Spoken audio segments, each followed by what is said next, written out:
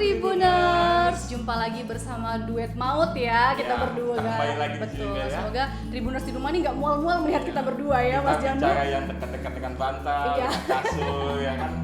Iya betul. Tapi bantalnya hari ini apa ya? Dicuci dulu sarungnya gitu ya.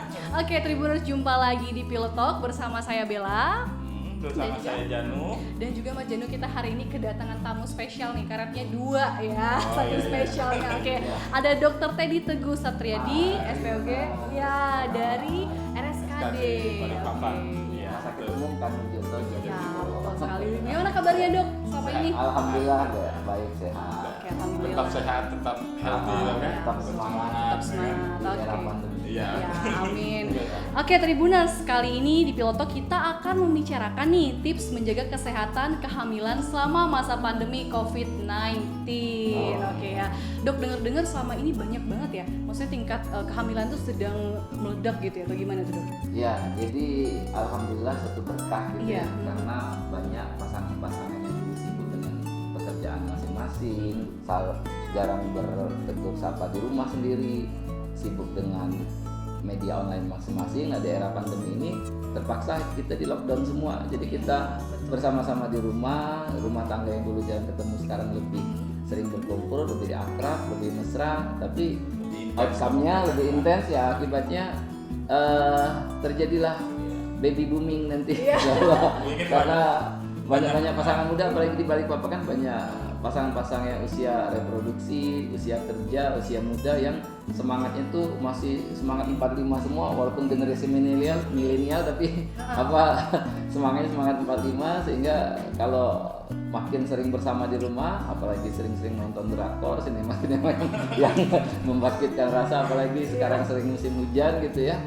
Ya, itulah akhirnya mungkin angka kejadian kehamilan bisa lebih meningkat. Memang secara statistik juga, dan kunjungan-kunjungan ke klinik-klinik kehamilan juga ya semakin meningkat juga. Banyak hamil-hamil di trimester pertama yang datang berkunjung pada saat di era pandemi seperti Dan ini tidak hanya terjadi di Balikpapan dok ya? Ya, itu secara nasional, bahkan mungkin dunia kali ya. Karena mau nggak mau kalau di rumah, apalagi internetnya lagi ngadat, ya ngapain lagi gitu. Banyak waktu senggang.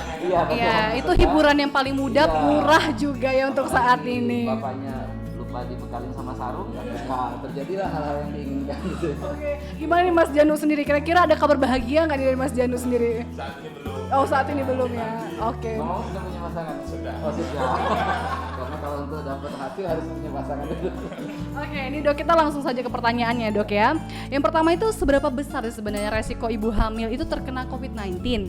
Dan misalnya ada ibu hamil yang positif COVID-19, itu kira-kira bisa menularkan nggak sih ke jabang bayinya? Iya, jadi sebenarnya ibu hamil maupun non hamil itu kalau saat kita di era pandemi ini mempunyai kans yang sama untuk terpapar dan tertular.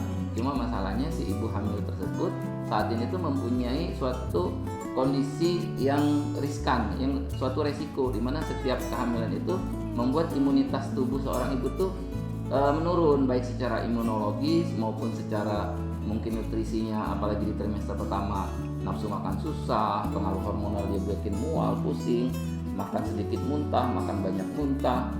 Jadi akhirnya lambat laun bisa terjadi penurunan imunitas tubuh. Nah, kalau dia terpapar oleh virus tersebut, ya kemungkinan besar dia akan tertular. Dan biasanya kalau golongan-golongan rentan seperti ini, apabila dia tertular, imunitas tubuh rendah, gejala COVID-19 itu akan bisa sangat berat pada si ibu tersebut. Yang paling dikhawatirkan kan adalah sesak nafas yang terjadi pada ibu hamil, karena kalau orang yang tidak hamil kan dia mungkin sendirian aja, tapi kalau ibu hamil kan ada bayinya di situ, sehingga yang perlu diperhatikan adalah bagaimana kesehatan ibu hamil tersebut agar si janin yang dikandungnya pun bisa aman, selamat, sehingga ya memang ibu hamil maupun non hamil juga itu mempunyai resiko paparan yang sama. Cuma resiko pada ibu hamil apabila terinfeksi akan mempunyai gejala yang bisa aja menjadi berat. Tapi seberapa besar resikonya kepada si janin sendiri ketika si ibu terkena misalnya dinyatakan positif COVID-19 itu sendiri? Ya, jadi alhamdulillah menurut penelitian selama ini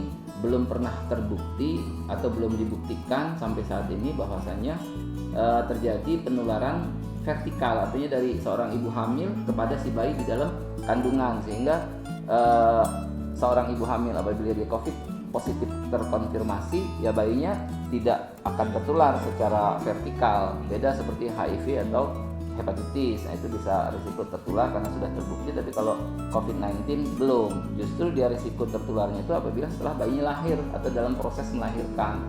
Jadi ya, tapi itu bukan berarti kita tidak menjadi lengah waspada terhadap infeksi ini. Jadi sejak sebelum hamil, selama hamil, si ibu tersebut tetap harus menjaga kesehatannya seperti itu. Karena penularannya juga dari droplet ya, bukan dari darah begitu. Betul. Oke.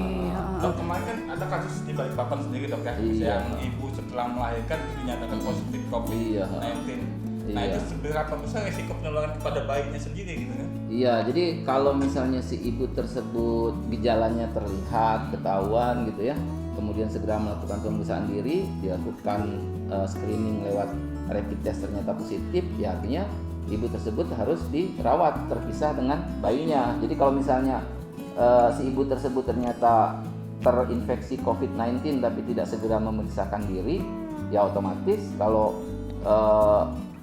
menyusuin bayinya tanpa perlindungan diri, tanpa menerapkan protokol kesehatan yang betul, tidak cuci tangan, tidak pakai masker, ya otomatis bayinya besar risiko tertular. Tapi kalau begitu ibunya mempunyai gejala klinis, kemudian segera melakukan pemeriksaan screening COVID ternyata positif, nah artinya langsung si bayi tersebut terpisah, dirawat dengan ibunya. Jadi ibunya mungkin dirawat di rumah sakit, bayinya harus dipisahkan, tidak disusuin oleh ibunya sementara waktu sampai akhirnya si ibu tersebut dilakukan swab dan hasilnya negatif. Itu resiko penularannya melalui air ASI-nya atau melalui kontak dengan si ibu? Ya, jadi karena ini bersifat droplet, belum pernah ditemukan penelitian bahwa ditemukan di cairan ketuban, di darah tali pusar, di plasenta maupun di ASI sekalipun, sehingga ibu yang dengan OTG sebenarnya dia sudah terinfeksi tapi tidak menimbulkan gejala tetap boleh menyusui karena dia tidak menular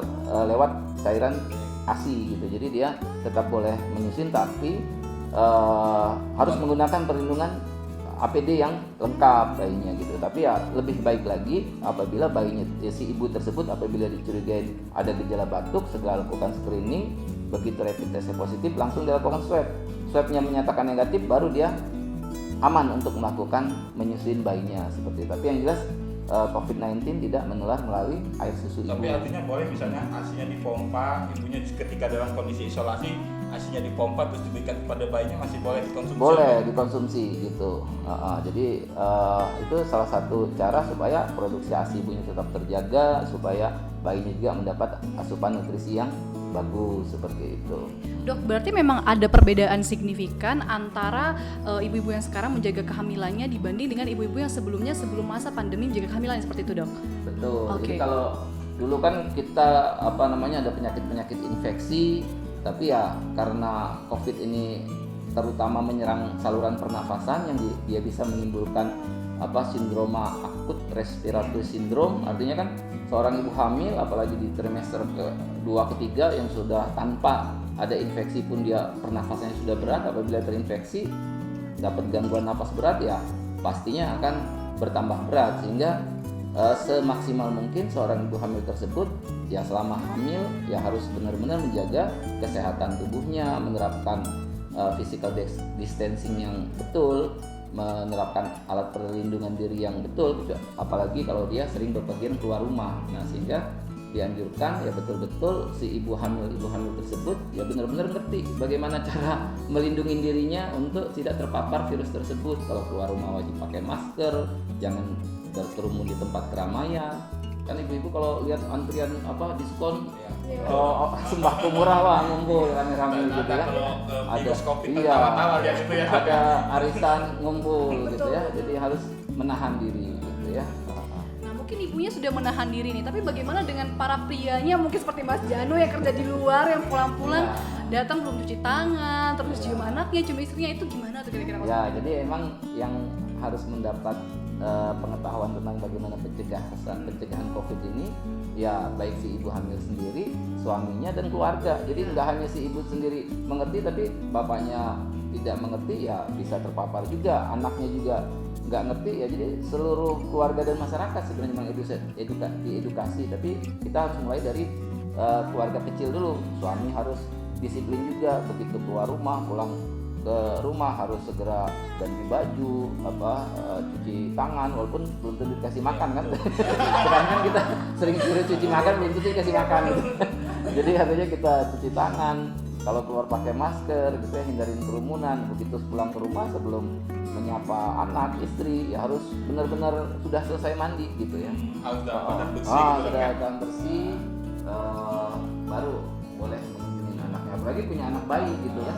Ya sebelum gendong, sebelum ini ya harus benar-benar membiasakan pola hidup baru, menjaga kesehatan seperti itu. Dok, mungkin ini udah kembali ke masa kehamilan. Di era pandemi ini kan rumah sakit dalam tanda kutip ini sesuatu yang harus dihindari gitu kan, berkunjung. Nah di lain sisi kan sebagai ibu hamil kan ada kewajiban kontrol ke dokter gitu kan. Iya, betul. Itu tetap merupakan diwajibkan kontrol begitu dok. Ya, jadi sebenarnya kebutuhan untuk seorang ibu hamil kontrol tersebut tergantung kepentingan, kebutuhan dan urgensinya. Ada emergensi nggak? Kalau untuk kepentingan kehamilan, misalnya itu trimester pertama atau 3 bulan pertama, begitu dia sudah mengeluh terlambat haid, dia sudah ada gejala-gejala tes kencing positif, apalagi, nah pentingnya banget si ibu tersebut periksa adalah untuk memastikan betulkah dia hamil, posisi kehamilannya ada di mana, apakah di luar kandungan, misalnya hamil di luar kandungan atau hamil di dalam kandungan. Jadi untuk pemastian pertama, trimester pertama itu, yaitu apakah benar-benar hamil, dan seandainya hamil, betulkah di dalam rahim. Karena kalau suatu saat dia hamil di luar kandungan, tiba-tiba perdarahan, pecah perdarahan dalam rongga perut kan bahaya. Sehingga kalau dia di trimester pertama ada terlambat haid, tes kencing positif, trimester pertama itu tujuannya adalah untuk memastikan usia kehamilan dan posisi kehamilan ada di mana. Kemudian menyaring dan screening adakah risiko-risiko yang lain. Nah, trimester kedua itu lebih cenderung kepada memantau perkembangan janin, apakah dia tumbuh kembang baik atau tidak, kemudian mencari kira-kira risiko-risiko komplikasi selama kehamilan. Nah, trimester ketiga ya kita sudah menentukan kapan harusnya bayi lahir, bagaimana cara lahir bayinya, aman untuk lahir normal atau tidak. Jadi minimal yang dianjurkan seminimal-minimalnya trimester pertama 1 kali, trimester kedua 1 kali, trimester kedua 2 kali.